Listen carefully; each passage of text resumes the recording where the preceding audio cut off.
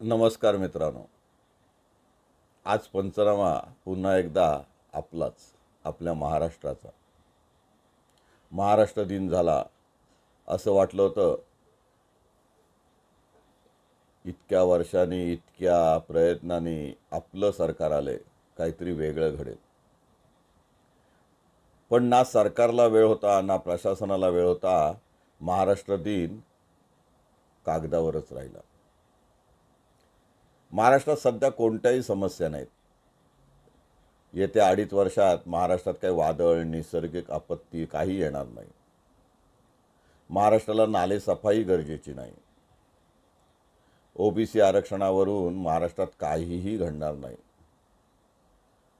महाराष्ट्रात आता जातीयवाद, धर्मवाद, प्रांतवाद असं काही राहिलेलं नाही. सीमा प्रश्न केव्हा सुटलेला आहे. न्यायालयात कोणत्याही समस्या नाहीत. बाजारात सर्व सुबकता आहे. सर्व कसं खिशाला परवडेल तसं आहे. जे करतंयत, जी महागाई झाली ती फक्त केंद्र शासनामुळे झाले. त्यामुळे केंद्र शासनाच्या कोर्टमध्ये एकदा चेंडू टोलवला की मग कुठेतरी सोशल मीडियावर कोणाचे किती टक्के यावरून आपण फक्त वाचनात वेळ घालवायचा. खरंच महाराष्ट्र प्रगतीकडे चाललंय. खरंच आपण पुरोगामी महाराष्ट्र बनवतोय. सत्ताधाऱ्यांना मग ते कोणी असोत, केवळ खुर्चीची ऊब पाहिजे असते. त्यासाठी त्यांनी कोणत्याही कोलांट्या उड्या मारल्या तरी आपल्याला चालतात. तत्वांशी तडजोड केली तरी चालते. मी कोणत्याच वृत्तीचा, प्रवृत्तीचा, प्रशासनाचा किंवा अगदी पक्षाचा सुद्धा इथे विचार करत नाही. इथे विचार तुमचा, आमचा आहे. कंगना राणावतचा प्रश्न संपला. त्यानंतर अर्णव गोस्वामीचा प्रश्न संपला. सदावर्तेंचा प्रश्न संपला. आता त्या खासदार राणा त्या चुकल्या की बरोबर ह्याचं विश्लेषण करायला आपण नाही. नाहीतर आपणही त्यांच्याच मार्गावरनं चालू. त्यांनी काय बोलायचे, त्यांचे व्यक्ती स्वातंत्र्य कुठपर्यंत वापरायचे, कोणाला कुठे आव्हान द्यायचे, यावरही आज आपण बोलायचे नाही. पण तरीसुद्धा समाज माध्यमांचा, दूरदर्शनचा आणि या सर्वच न्यूज चॅनलचा वेळ आपण किती फुकट घालवतो किंवा ते आपला वेळ किती फुकट घालवतात यावर कोण बोलणार आहे की नाही.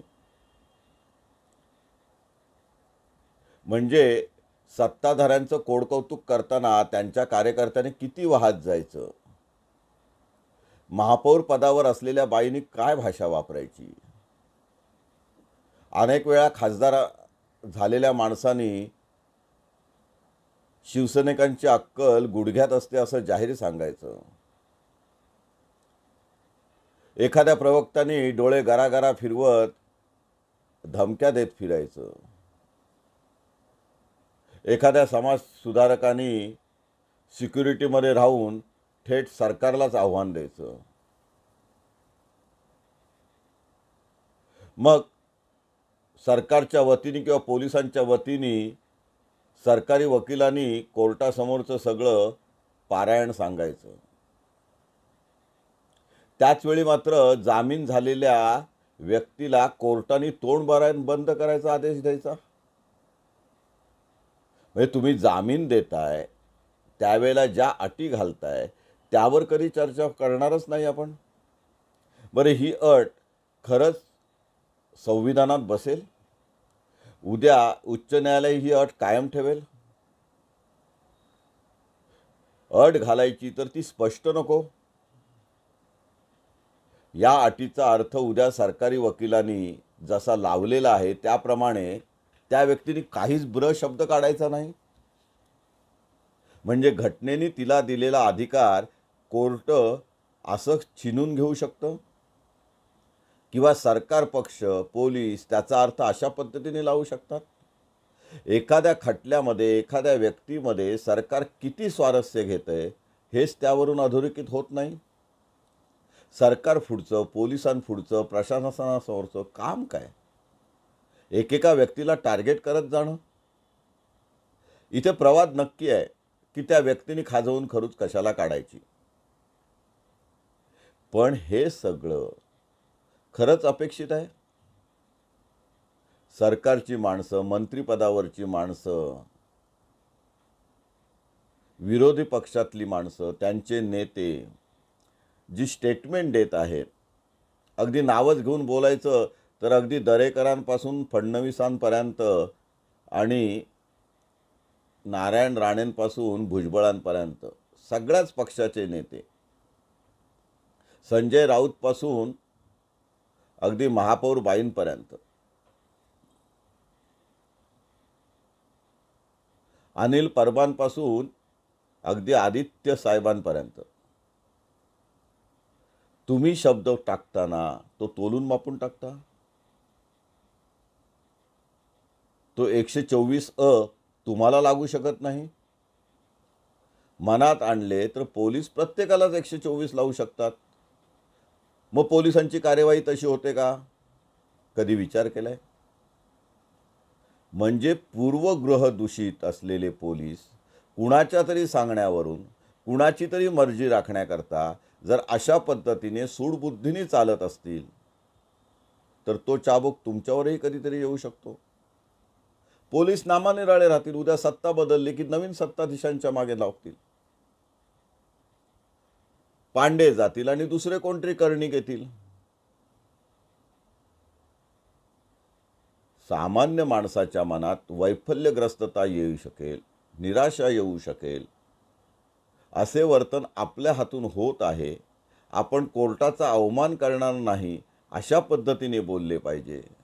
आपण समाजव्यवस्थेवर, न्यायव्यवस्थेवर आणि राजकारणावर बोलताना जरा जबाबदारीने बोलले पाहिजे. केवळ एकाने एक शब्द वापरला म्हणून दुसऱ्याने लगेच तो प्रतिशब्दाने उत्तर दिलंच पाहिजे असा काही नियम आहे? महाराष्ट्रात वीज बिलं कशी येत आहेत? महावितरणने आता पुन्हा डिपॉझिट का घेतलीत? शेतपंप बंद झाल्यामुळे शेतीचं काय नुकसान होतंय? रस्त्यावर वारंवार खर्च का करावा लागतोय? मोजणी अधिकारी किंवा सब रजिस्ट्रार यांच्या कार्यालयात भ्रष्टाचार किती होतोय? निर्नाळे IAS दर्जाचे अधिकारी किंवा प्रशासकीय अधिकारी भ्रष्टाचारात कसे गुंतलेत, त्यांच्यावर धाडी का पडतायत? यावर कोणीच बोलायचं नाही, कोणीच विचार करायचा नाही. निदान पदावर असणाऱ्या आणि निवडून आलेल्या लोकांनी पण बोलायचं नाही. त्या पक्षातल्या कार्यकर्त्यांनी नेत्यांविरुद्ध काहीच आवाज उठवायचा नाही. नेता चुकतोय हे त्याला समजावूनच सांगायचं नाही. फक्त आमची अक्कल गुडघ्यात असते, आमचा मेंदू गुडघ्यात असतो बोलून हातात दगड घेतला म्हणजे झालं. सर्वच जण कुठेतरी चुकतायत. महाराष्ट्रापुढे हे प्रश्न नाहीत. धरणांमध्ये गाळ साचलाय, कालवे उघडे पडले, शेतीला पाणी नाहीये, बियाण्यांची व्यवस्था नाहीये, प्रत्येक महामंडळ भ्रष्टाचारात गुंतले. आपल्या उद्दिष्टापासून ही महामंडळं आणि सगळीच प्राधिकरणं लांब जात आहेत. त्यांना वटणीवर कोणी आणायचं? खरंच प्रशासन आहे? एकदा एक GR निघतो, नंतर काही दिवसांनी तो बदलला जातो, एकदा तुकडेबंदी कायदा येतो, मग पुन्हा तो जातो. कायदे जाग्यावरच आहेत, पण त्याचे अर्थ लावणारं जे काही विधी आणि न्याय विभाग असेल किंवा ते संबंधित खातं असेल, महसूल खातं असेल, परिपत्रक काढण्यापूर्वी त्याचा व्यापक चर्चा नको व्हायला? संबंधित वकिलांना, संबंधित कायदे तज्ज्ञांना विचारून त्यातले दोष, गुणदोष सगळे तपासायला नको? मागील 2.5 वर्षात किती परिपत्रकं काढण्यात आली आणि किती परिपत्रकं रद्द करण्यात आली याचा कोणीच विचार करायचा नाही. न्यायालयीन खटले का लांबले जात आहेत यावर कोणी बोलायचं नाही. वृत्तपत्र आणि वृत्तवाहिन्या का वाहत जात आहेत, कोणाची री ओढतायत, का ओढतायत यावर कोणीच बोलायचं नाही. आता प्रत्येक व्यक्तीने बोललं पाहिजे, व्यक्त व्हायला पाहिजे. हे जे राजकारणी असतील, नेते असतील, उपनेते असतील, सत्ताधीश असतील, विरोधी पक्ष असतील, त्यांना त्यांच्या अस्तित्वाची जाणीव करून दिली पाहिजे. त्यांना त्यांच्या कामाची, कर्तव्याची आठवण करून दिली पाहिजे. काय चाललंय? केवळ TRP वाढवण्यासाठी आणि व्ह्यूज वाढवण्यासाठी आपण फक्त टीका करत सुटलोय. उद्या समजा जर वादळ आलं तर पुन्हा काय? त्याच्यासाठी तरतूद काय? महाराष्ट्रापुढच्या कर्जाचं काय? तुम्ही तुमचे भत्ते, पगार वाढवायचे आणि महागाई कोणी आडवरायची? महाराष्ट्र राज्यापुरता टॅक्स कमी करता येणार नाही? नाही, केंद्राने केला नाही म्हणून आम्ही करणार नाही. पण कोणीतरी माहितीच्या अधिकारात पुढे आणून अनेक वर्ष सेस चालू आहेत, अधिभार चालू आहेत, ज्याची कारणं संपलेली आहेत. मग ती भौगोलिक परिस्थितीमुळे झालेली नैसर्गिक आपत्ती असेल किंवा अन्य कोणतेही अधिभार असतील, ते कमी नाही करता येणार. GSTच्या बाबतीत फक्त केंद्रावर तक्रार करण्यापेक्षा GSTचा पुनर्विचार करण्यासाठी केंद्राला सूचना लेखी स्वरूपात देता येणार नाहीत. आता जे होयबाचं सरकार सुरू झालेलं आहे, म्हणजे मुख्यमंत्र्यांच्या इच्छेनुसार फक्त चालू आहे असं समजायचं? की मुख्यमंत्र्यांचे कोणतरी चुकीच्या पद्धतीने कान भरतंय, त्यांच्या आजूबाजूला जे कोंडाळं तयार झाले ते चुकीचं आहे, ते वेगळ्या पद्धतीने विचार करतंय. तेव्हा आपण किचन कॅबिनेटवर तक्रार करायचो. मग आत्ता महाराष्ट्रात काय चाललंय? पक्षापुरतं बोलायचं तर प्रत्येक पक्ष, विशेषतः शिवसेना, ज्यांच्याकडे जुने जाणते कार्यकर्ते होते, रचनात्मक कार्य करणारे कार्यकर्ते होते, ते कुठे आहेत? ते घरात का बसलेत? ते तोंड का उघडत नाहीत? याचा विचार कोणी करायचा? संघटनेने करायला नको? महामंडळाच्या नियुक्त्या का झाल्या नाहीत आणि त्या कधी होणार? त्या होताना त्या त्या क्षेत्रातली उत्तुंग कामगिरीची माणसे का निवडली जात नाहीत? कोणी टीका केली, उद्धवा अजब तुझे सरकार, तर त्याच्यावर भडीमार होतो. ही स्पंदनं समाजातून येतात, ती कुठेतरी अनुभवातून येत असतात. त्यांच्याकडे दुर्लक्ष करून कसं चालेल? एखाद्या पोस्टवरच्या कॉमेंट्स वाचून जनमानसाचा कानोसा घेता येत नाही, कारण त्या पोस्ट टाकणारे आणि त्याच्यावर कॉमेंट्स टाकणारे हे कुठल्या तरी पक्षाला मानणारे, विचारसरणीला मानणारे असतात. ते त्यांच्या नेत्यांची, त्यांच्या पक्षाचीच भावना, मनस्थिती सांगत असतात. पण त्रयस्थ माणसाच्या डोळ्यातून, चष्म्यातून आजच्या परिस्थितीकडे बघितले तर किती वाईट परिस्थिती महाराष्ट्राची आहे. सर्व साधनं असून सुद्धा केवळ राजकीय इच्छाशक्ती नसल्यामुळे सत्ताधारी पक्ष आणि विरोधी पक्ष यांनी आपले अजेंडा बदलल्यामुळे किंवा छुपे अजेंडा पुढे आणण्याच्या तयारीत असल्यामुळे आणि येणं केनं प्रकारेनं सत्ता हिरावून घेणं आणि सत्ता टिकवून ठेवणं हे दोनच विषय महाराष्ट्रात सध्या चालू असल्यामुळे सर्व यंत्रणा त्यांच्या मागून वाहत जाते. पोलीस त्यांच्या मागून वाहत जातात, वृत्तपत्र वाहिन्या त्यांच्या मागून वाहत जातात, विधी व न्याय खातं त्यांच्या मागून वाहत जातं, सरकारी वकील सुद्धा त्यांच्या मागून वाहत जातो. हे चुकीचं चित्र आहे. न्यायालयात सरकारी वकिलांनी जर सांगितलं असतं की अट दुरुस्त करा आणि कोणत्या विषयावर बोलायचं, कोणत्या विषयावर बोलायचं नाही याचं स्पष्टीकरण मागून घेतलं असतं तर ते जास्त बरं झालं असतं. समाज माध्यमं आणि वृत्तपत्रवाले किंवा वृत्तवाहिनीवाले इतका गोंधळ सध्या घालून ठेवत आहेत. कोणाला किती महत्त्व द्यायचं, कोणाची स्टेटमेंट दाखवायची, वादग्रस्त व्यक्तींना का सतत टीव्हीवर ठेवायचं, यावर आता आचारसंहिता, निर्बंध आणण्याची गरज आहे. महाराष्ट्र शासनाला बरंच काही करता येईल, परंतु करायचं नाही आहे. घोंगडं भिजत ठेवायचं आहे.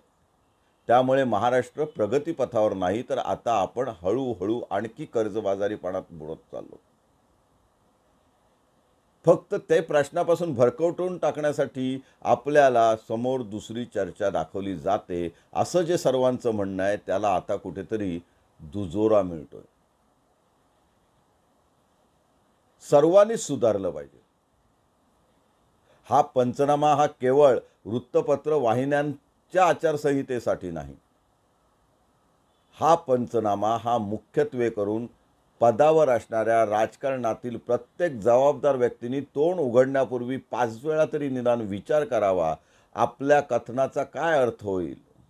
आपण राजद्रोह म्हणतात तो तरी करत नाही ना.